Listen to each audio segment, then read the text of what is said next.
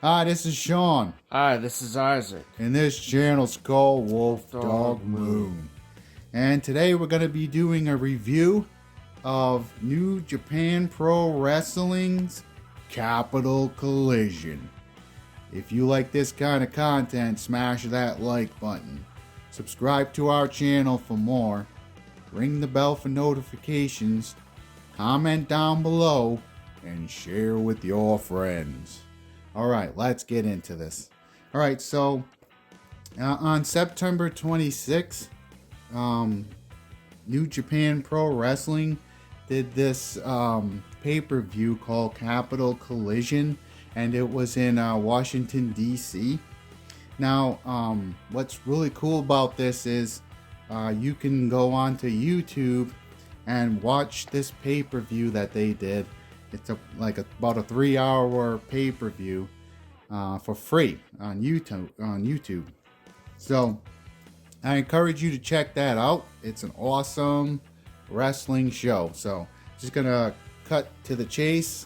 It's what I'd give it an A. It's an A show. And so if that's all you need to hear for a review, we do recommend that you go there now and watch it for free. It's awesome that they're doing this to try, get people to watch, their style of wrestling. Now, ironically, they call their style of wrestling strong style. That's what they bill it as. But it's essentially the wrestling from back in the day during the 80s and the 70s, the style of wrestling that they did. So if you like awesome characters, colorful characters and storylines mixed with excellent wrestling, they're doing suplexes, they're doing all kinds of slams and awesome moves in this. They're doing pile drivers, for example. They're doing what's the kick to the air called? They're doing those that kick. Let me pause it for a second. Sorry about that. It's called the Insagiri, and so just gonna kind of do a brief spoiler-free review. We don't want to spoil any of the show, so we're gonna just kind of talk about the characters, the wrestlers that were matching up, and just kind of give you a brief overview of the action in terms of the presentation and stuff like that. So basically it's build, and you could chime in at any moment, Isaac, what you thought overall. Just try to keep it spoiler free, but it's billed as a clash between United States wrestlers, England, Australia, and Japan. So you get a mixture of some, for example, John Moxley, he's in the AEW, and then you have this guy Will Ospreay, who is he's in some kind of British wrestling company or promotion, and then you have Australian guys, and then of course you have the Japanese guys. Now the first match, you have Ren Narita versus Carl Fredericks, and so you kind of have, in this one, you have like a new kind of like a young wrestler he's just starting out on his journey in wrestling, going against this Carl Fredericks guy who's kind of like a rising star in the ranks. So this guy's been moving up the ranks, and it's an excellent fight. Definitely encourage you to check that one out. And then in the second match, it's a mixed, well, not a mixed, but it's kind of a 4-man tag team. So you have the DKC, Yuya Uemura, David Finlay, Tanga Loa, and Fred Rosser, who's also known as No Days Off. So what is that? 1, 2, 3, 4, 5. So they're 5-man teams. I'm sorry. And versus Team Filthy, they're called. Now these guys were some real colorful characters. And Myra just lets you know, as she usually does, what she thinks. So that's our dog. She lets you know that she also thought the action was awesome. And so you had this team. They're called Team Filthy. Now these guys, these were heels. They were very colorful characters, and they each had a unique look, and they each got introduced individually. And their names are as follows: Danny Limelight, Jarrell Nelson, Royce Isaacs, J.R. Kratos. Now this J.R. Kratos guy, he looked like something out of Mortal Kombat. He looked awesome, and he was an opposing figure. And then you had Tom Lawler, who is the Njpw strong open weight champion. And this guy, they called him something like the Denim Warrior or something. So he's in like denim and stuff. And this guy, he's a gnarly looking dude, like you would see out of like kind of like an Irish pub or something. He fought like that too. He fought like he was a kind of this chaotic brawler, intense kind of dude. So, and like I said, Isaac, you can chime in and stuff. And well, like the first selection of guys for where they're from and the different weight classes, instead of just like the big muscled up kind of wrestlers. Yeah, so you had different body types and stuff. And then the second match, you had the IWGP Heavyweight Tag Team Champion Chase Owens versus Great O'Khan. Now this, first of all, this Chase Owens guy, he's part of this faction called the Bullet Club. And this guy, he had no respect.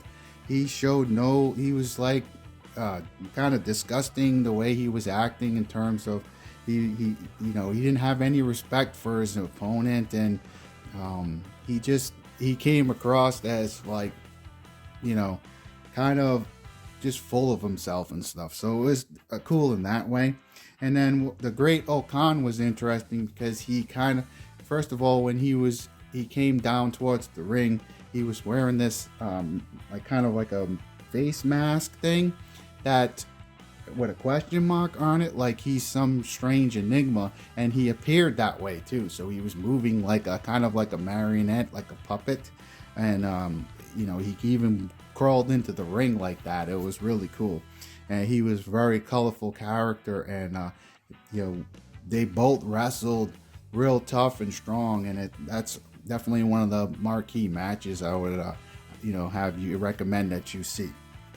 And then in the next match, you had a tag team. It was like you had another group match with several wrestlers against another group of wrestlers, tag team match. So you had a tag team called Aussie Open. Then you had Aaron Hawar, Jeff Cobb. So you had those four guys versus Bad Dude Tito, Shane Haste, Mickey Nicholas, and this awesome guy called Jonah.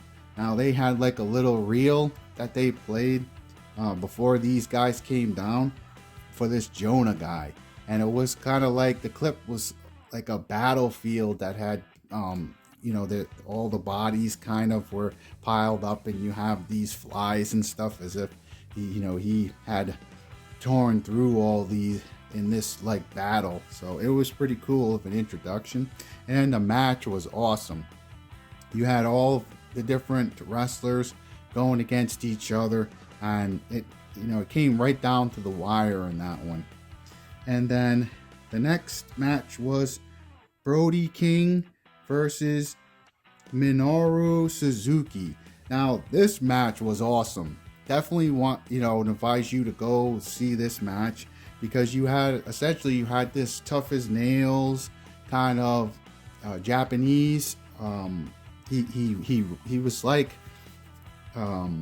he wrestled with almost a mental, like he broke down the other wrestler, piece by piece, like he was bending his fingers and almost like methodically, like a some kind of, like I don't know, like a weird chiropractor, like a surgeon or whatever.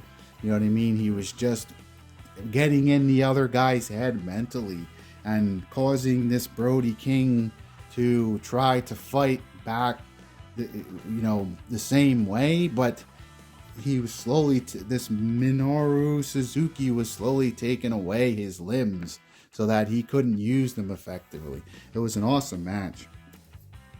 And then you had Tomohiro Ishii versus Eddie Kingston. Now, Eddie Kingston's this New York brawler style wrestler who he has appeared on AEW. We've seen him on AEW Dark. And he went against this guy that he was, what was this? He was called the Stone Pitbull, and this Tomohiro Ishii. And this guy looked like a pit bull. Like, he had no neck, and he just looked like a brick wall, that you would be going up against. And he fought this guy Eddie Kingston, and it was a tough as nails fight. Eddie Kingston was trying to fight him the way that this Tomohiro Ishii fights, and so there was back and forth action. That was another awesome. All the matches on this pay-per-view were awesome. So again, if you're a big wrestling fan, definitely encourage you. This is free on New Japan Pro Wrestling YouTube channel. To me, it's a can't miss show. And then you have a semi-main event match after that brutal match between Tomohiro Ishii and Eddie Kingston. And that was one of my favorite matches of the night. And then so you have in the semi-main event, you have what's called a special tag match. It's Kazuchika Okada and Chaos Rocky Romero versus Jay White, who's known as the Switchblade, and Hikuleo. And this Jay White guy, similar to the Chase Owens, they're part of this faction called the Bullet Club. And these guys are kind of like, they're kind of, they're real dirty, they're real nasty, and they're just totally full of themselves. And so you have that event going against, and basically with that match, Jay White is looking to basically beat this Okada guy for the championship. So it's kind of like, it's definitely a grudge match, and that was another highlight of the night as well. And then in the final match was a fatal 4-way where you have the IWGP US Heavyweight Champion Hiroshi Tanahashi, and so that was the belt that was on the line in this fatal 4-way, the IWGP US Heavyweight Championship, held by Hiroshi Tanahashi. And first of all, this guy is awesome. And the fatal 4-way included Will Ospreay, who's like this British wrestler. He had some kind of British championship. They don't say what it is, but maybe you can go to the New Japan Pro Wrestling website to see what championship he had. And then he was going also against Juice Robinson, Juice Robinson and Jon Moxley. Now, the Juice Robinson guy, I think he's an unofficial or a new member to the Bullet Club. So, again, that fatal 4-way was Hiroshi Tanahashi versus Will Ospreay versus Juice Robinson versus Jon Moxley. And now we know Jon Moxley, he is in AEW, and so he is he's got the brawler style. So you have like a brawler in Jon Moxley, and then Will Ospreay, he's like very athletic and acrobatic, and his moves are high impact, dynamic moves where he's jumping off the ropes, jumping off the top rope and bouncing off the ropes, doing flying forearms and stuff like that. So he has this like kind of fast paced style. And then the Hiroshi Tanahashi, he kind of reminded me of it like the Jimmy the Superfly Snuka. If you go back to the 80s in the World Wrestling Federation. And then this Juice Robinson guy, he's like an opportunist. He was like tactical in his style. Like he basically goes into this match where by any means he wants this title now. And so it's like he has a pre-formulated plan of how he's going to get that accomplished. And that's the best way I would say it. He's very tactical in terms of how he's going to go about doing this. So that's the whole pay-per-view. And again, it's free on the New Japan Pro Wrestling YouTube channel. It's called Capital Collision. Now, coming up on October 28th is Rumble in 44th Street. It's a pay-per-view where some of these guys and some other wrestlers are going to clash. And so definitely recommend this pay-per-view. Like if you're somebody who loves wrestling and you also, like us, you love when it's called wrestling, and also maybe you've watched something like WWE or some of these other promotions and you could be a little bit frustrated with how they're presenting wrestling, where I think you'll really enjoy this Capital Collision, how they get everything right, how the wrestling's presented. In addition, they also how the announcers are doing it, and the whole 9 yards, the production, everything. I would give this an A. And the only thing I would like to see, and I don't know how they do it, is the female wrestlers. So there's no female wrestlers on this card. So maybe they'll be on the Rumble on 44th Street, or maybe they do it a different way, as far as the Japanese promotion. And then the other thing that's pretty cool is if you have like the Roku channel, they have a New Japan Pro Wrestling channel you can watch on the Roku, and they have the season for 2020 and the full season for 2021. And like my son and I are gonna go back and probably watch that so we can catch up on all the events that have happened before this Capital Collision. So is there any final thoughts that you'd like to give, Isaac? Or Okay, so I'd say that this is a really good quality pay-per-view. It's gonna give you all the, or most of the basics of wrestling. Like, got the heels and the faces. You got a tag team match. You got the good quality commentating. You got some pretty awesome wrestling moves, and it's not like limited amount of moves the wrestlers can do. Yeah, they're definitely doing all the moves. And hold on 1 second, please. And you're not gonna get like the anti-heroes or stuff like that in this. You're just gonna get the straight heels and faces for what works. Yeah, and so like we definitely recommend this. You're gonna get some awesome action, and we're definitely looking to do more reviews in the future.